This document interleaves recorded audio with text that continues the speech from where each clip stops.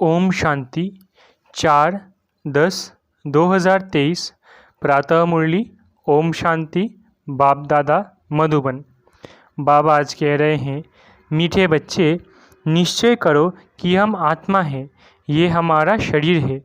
इसमें साक्षात्कार की कोई बात नहीं। आत्मा का साक्षात्कार भी हो तो समझ नहीं सकेंगे।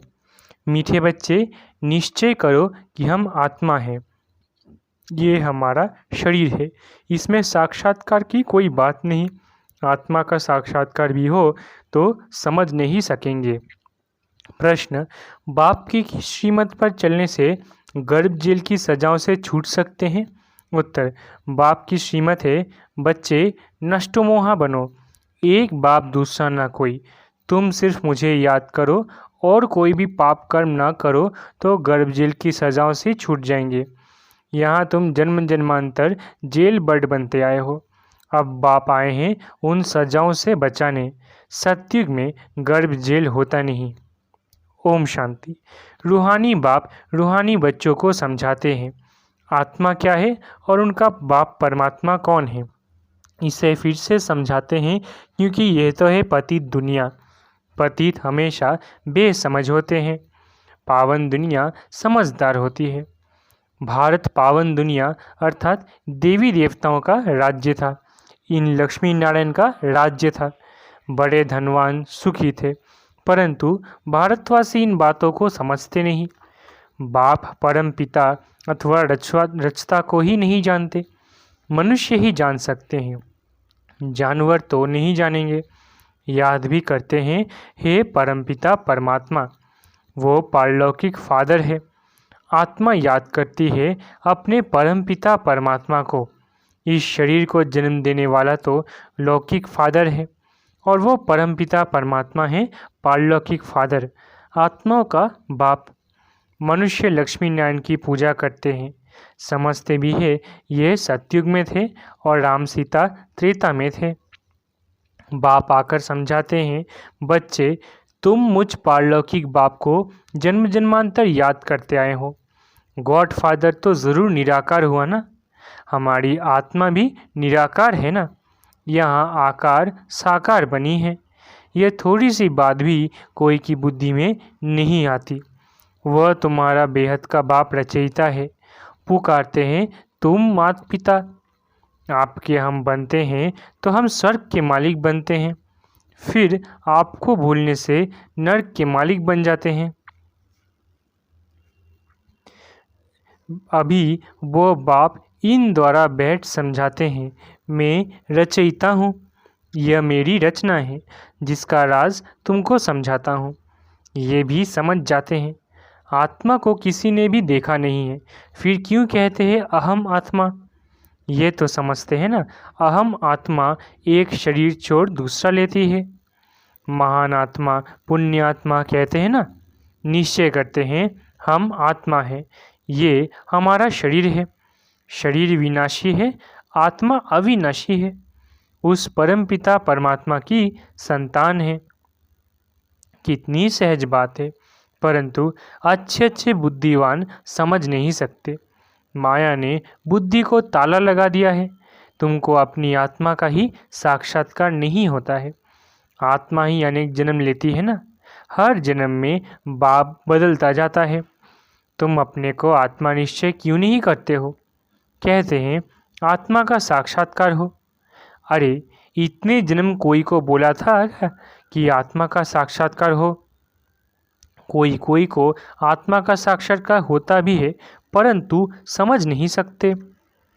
बाप को तुम जानते नहीं। बेहद के बाप बिगर आत्माओं को परमात्मा का साक्षात्कार भी कोई करा नहीं सकता। कहते हैं, हे भगवान, तो बाप हुआ ना। तुमको दो बाप है, एक तो है विनाशी शरीर को जन्म देने वाला विनाशी बाप, दूसरा है अविनाशी आत्माओं का अविनाशी बाप। तुम गाते हो तुम माता पिता, उनको याद करते हो तो ज़रूर वो आया होगा ना। जगत अम्बा और जगत पिता बैठे हैं, राजयोग सीख रहे हैं। वैकुंठ में लक्ष्मी नारायण का राज्य था, वो भी भारत में ही थे ना। मनुष्य समझते हैं ऊपर कहाँ स्वर्ग होगा। अरे, लक्ष्मी नारायण का यहाँ यादगार है, ज़रूर यहाँ ही राज्य किया होगा। ये दिलवारा मंदिर तुम्हारा अभी का यादगार बना हुआ है। तुम राजयोगी हो, अधर कुमार, कुमार, कुमारियाँ सब यहाँ बैठे हो। उनका यादगार फिर भक्ति में बनता है। दिलवारा नाम भी कोई अर्थ होगा ना। दिल लेने वाला कौन है? ये आदिदेव और आदि देवी भी राजयोग सीख रहे हैं। ये भी याद करेंगे उस निराकार परम पिता परमात्मा को। वो है ऊंच ते ऊंच ज्ञान सागर। इस आदि देव के शरीर में बैठ सब बच्चों को समझाते हैं। ये मंदिर कब बना, क्यों बना, किन्हों को यह यादगार है, कुछ भी जानते नहीं। देवियों आदि के कितने नाम लेते हैं, काली, दुर्गा, अन्नपूर्णा। अब सारे विश्व की अन्नपूर्णा कौन होगी? कौन सी देवियाँ अन्न की पूर्ति करती हैं? तुम जानते हो भारत स्वर्ग था, वहाँ तो अथाह वैभव रहते हैं, जबकि अभी ही 80-90 वर्ष पहले 10-12 आने मन अनाज मिलता था, तो उससे पहले कितनी सस्ताई होगी। सतयुग में तो अनाज आदि बहुत सस्ता अच्छा होता है, परंतु ये भी कोई समझते नहीं। बाप आकर तुम आत्माओं को पढ़ाते हैं। आत्मा इन कर्मेंद्रियों से सुनती है।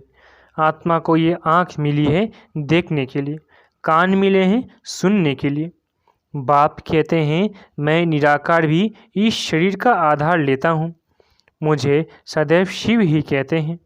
मनुष्यों ने बहुत नाम रखे हैं, रुद्र, शिव, सोमनाथ, परंतु मेरा एक ही नाम है शिव। शिवाय नमः। भक्त भगवान को याद करते आए हैं। उनको 2500 वर्ष हुए हैं। भक्ति मार्ग में पहले अव्यभिचारी भक्ति थी, अभी तो तुमने ठीक कर भीतर में डाल दिया है। अभी इस भक्ति का अंत है। सबको वापस ले जाने मैं आया हूँ। ये पुरानी दुनिया खत्म होनी है। बॉम्ब्स बने हुए हैं तो कितने में सब खल्लास हो जाएंगे। सतयुग में कितने थोड़े, सिर्फ 9 लाख होंगे, बाकी इतने सब कहाँ जाएंगे।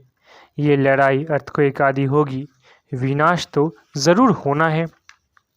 ये है प्रजापिता। कितने ब्रह्मा कुमार कुमारियाँ हैं। ब्रह्मा का बाप कौन है? निराकार शिव।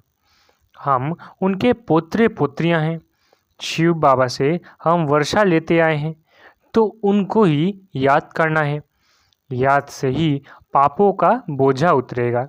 तुम जानते हो यह है ही विशेष पतित दुनिया। सतयुग है वाइसलेस दुनिया। वहाँ विष विकार होता नहीं। कायदे अनुसार एक ही बच्चा होता है, कभी अकाले मृत्यु नहीं होती है ही सुखधाम। यहाँ तो कितना दुख है, परंतु ये बातें कोई भी जानते नहीं। गीता सुनाते हैं, श्रीमद् भगवत गीता। भगवानुवाच। अच्छा, भगवान कौन है? कह देते हैं श्री कृष्ण। अरे वह तो छोटा बच्चा है, वह कैसे राजयोग सिखलाएगा। उस समय पतित दुनिया थोड़ी ही है। सदगति के लिए राजयोग सिखलाने वाला तो यहाँ चाहिए। गीता में लिखा हुआ भी है, रुद्र गीता ज्ञान यज्ञ। श्री कृष्ण गीता ज्ञान यज्ञ तो है नहीं। ये ज्ञान यज्ञ कितने वर्षों से चलता आ रहा है। इनकी समाप्ति कब होगी? जब सारी सृष्टि इसमें स्वाहा होगी। यज्ञ जब समाप्त होता है तो उसमें सब कुछ स्वाहा करते हैं ना। ये राज यज्ञ भी अंत तक चलेगा। ये पुरानी दुनिया खत्म होने वाली है। बाप कहते हैं मैं कालों का काल हूँ, सबको लेने लिए आया हूँ। तुमको पढ़ा रहा हूँ कि तुम स्वर्ग के मालिक बनो। तुम जानते हो कि इस समय सभी मनुष्य मात्र है, सदा दुर्भाग्यशाली। सतयुग में थे सदा सौभाग्यशाली। ये फर्क सबको समझाना है। यहाँ आते हैं तो अच्छी रीति समझते हैं, फिर घर जाते हैं तो सब खल्लास हो जाता है। जैसे गर्भ जेल में अंजाम वायदा कराते हैं, हम पाप नहीं करेंगे, बाहर निकलते हैं तो फिर पाप करने लग पड़ते हैं। जेल बर्ड होते हैं ना। इस समय जो भी मनुष्य मात्र हैं सब जेल बर्ड है। घड़ी घड़ी गर्भ जेल में जाकर सजाएं खाते हैं। बाप कहते हैं अभी तुमको गर्भ जेल बर्ड बनने से छुड़ाते हैं। सत्युग में गर्भ को जेल नहीं कहेंगे। तुमको इन सजाओं से बचाने आया हूँ।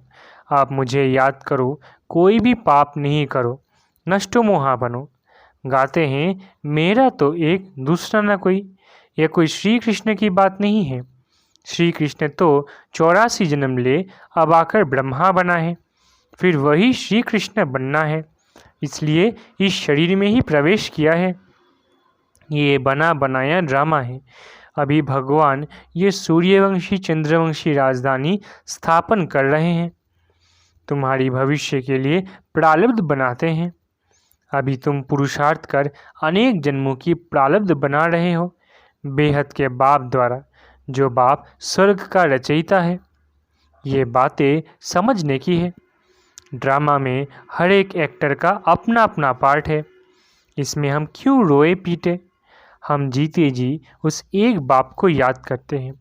इस शरीर की भी हमको परवाह नहीं है। ये पुराना शरीर छूटे और हम बाबा के पास जाएं। इस समय तुम भारत की कितनी सेवा करते हो। तुम्हारे ही नाम गाए हुए हैं, अन्नपूर्णा, दुर्गा, काली आदि आदि। बाकी काली कोई ऐसी भयानक शक्ल वाली व गणेश सूंड वाला थोड़ी ही होता है। मनुष्य तो मनुष्य ही होते हैं। अब बाप समझाते हैं, मैं तुम बच्चों को इन लक्ष्मी नारायण जैसा बना रहा हूँ। तुम निश्चय करो, हम बाबा से वर्षा ले रहे हैं, फिर भविष्य में जाकर प्रिंस प्रिंसेस बनेंगे। बाप जो स्वर्ग का रचयिता है, उनको कोई भी नहीं जानते। जगदम्बा को भी भूल गए हैं, जिसका मंदिर बना हुआ है। अभी वो चैतन्य में बैठे हैं। कलयुग के बाद फिर सत्युग होना है। विनाश के लिए मनुष्य पूछते हैं, अरे पहले तुम पढ़कर होशियार तो हो जाओ। महाभारत लड़ाई तो बरोबर हुई थी, जिसके बाद ही स्वर्ग के द्वार खुले थे। तो अब इन माताओं द्वारा स्वर्ग के द्वार खुल रहे हैं। वंदे मातरम गाते हैं ना, पावन की ही वंदना की जाती है। माताएं दो प्रकार की है, एक है जिस्मानी सोशल वर्कर, दूसरी है रूहानी सोशल वर्कर। तुम्हारी यह है रूहानी यात्रा।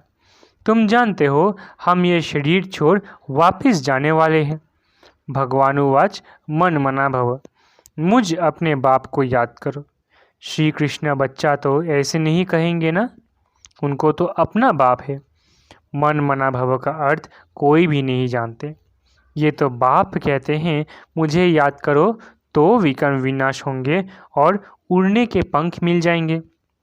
अभी तुम पत्थर बुद्धि से पारस बुद्धि बनते हो। रचता बाप तो सबका एक ही है। आदिदेव और आदि देवी के मंदिर भी है। तुम उनके बच्चे यहाँ राजयोग सीख रहे हो। यहाँ ही तुमने तपस्या की थी। तुम्हारा यादगार सामने खड़ा है। लक्ष्मी नारायण आदि को राजाई कैसे मिली, उनका ये मंदिर है। तुम हो राज ऋषि। राजाई प्राप्त करने का व भारत का फिर से राज्य भाग्य पाने लिए तुम पुरुषार्थ कर रहे हो। तुम भारत में स्वर्ग की राजाई स्थापन करते हो, अपने तन मन धन से सेवा करके। बाप की श्रीमत द्वारा तुम पतित रावण राज्य से सबको लिबरेट करते हो। बाप है लिबरेटर, दुख हरता सुख करता। तुम्हारे दुख हरने के लिए पुरानी दुनिया का विनाश कराते हैं। तुमको दुश्मन पर विजय पहनाते हैं, तो तुम माया जीत जगत जीत बनेंगे। तुम कल्प कल्प राज्य लेते हो और फिर गंवाते हो। ये है रुद्र शिव का ज्ञान यज्ञ, जिससे ये विनाश ज्वाला निकली। वो सब विनाश हो जाएंगे और तुम सदा सुखी बन जाएंगे। दुख शुरू होता है द्वापर से। बाप कहते हैं, मैं आकर नरकवासियों को स्वर्गवासी बनाता हूँ। कलयुग है वैश्यालय, सत्युग है शिवालय। तुम बेहद के बाप से स्वर्ग के मालिक बनते हो, तो ये खुशी का पारा चढ़ना चाहिए ना। अच्छा, मीठे मीठे सिकी लधे बच्चों प्रति माता पिता बाप दादा का याद प्यार और गुड मॉर्निंग। रूहानी बाप की रूहानी बच्चों को नमस्ते। हम रूहानी बच्चों की रूहानी माता पिता बाप दादा को याद प्यार, गुड मॉर्निंग और नमस्ते नमस्ते नमस्ते। शुक्रिया बाबा। धारणा के लिए मुख्य सार। पहला, जीते जी बाप को याद कर वर्षे का अधिकार लेना है, किसी भी बात की परवाह नहीं करनी है। दूसरा, श्रीमत पर अपने तन मन धन से भारत को स्वर्ग बनाने की सेवा करनी है और सबको रावण से लिबरेट होने की युक्ति बतानी है। वरदान, योग ज्वाला द्वारा विश्व के किचरे को भस्म करने वाले विश्व परिवर्तक भव। वरदान, योग ज्वाला द्वारा विश्व के किचरे को भस्म करने वाले विश्व परिवर्तक भव। योग ज्वाला अर्थात श्रेष्ठ संकल्पों की शक्ति व लगन की अग्नि द्वारा ही अपवित्रता रूपी किचरे को भस्म कर सकते हो। जैसे देवियों के यादगार में दिखाते हैं कि ज्वाला से आसुरी शक्तियों को खत्म कर दिया। ये यादगार अभी का है। तो पहले ज्वाला रूप बन आसुरी संस्कार स्वभाव सब कुछ भस्म कर संपूर्ण पावन बनो, तब योग और पवित्रता की ज्वाला से विश्व के किचरे को भस्म कर विश्व परिवर्तन के निमित्त बनेंगे। स्लोगन, आज्ञाकारी वो है जो मनमत परमत से मुक्त रहे, सदा श्रीमत पर चलता है। स्लोगन, आज्ञाकारी वो है जो मनमत परमत से मुक्त रहे, सदा श्रीमत पर चलता है। अच्छा, ओम शांति। शुक्रिया बाबा।